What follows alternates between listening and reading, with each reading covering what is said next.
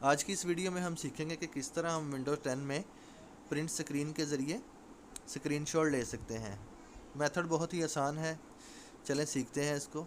आपने just window plus print screen keyboard से press करना है और जितनी दफ़ा ये प्रेस करेंगे उतने स्क्रीनशॉट जो हैं वो बनते जाएंगे आपके।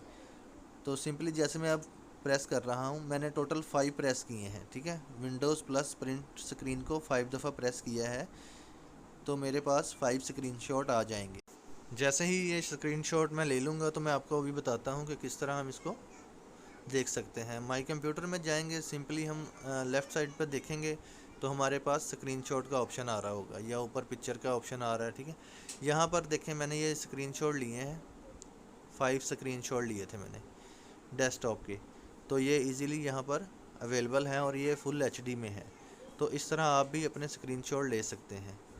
बहुत ही आसान मेथड है, कीबोर्ड की मदद से आप इसको यूज़ कर सकते हैं।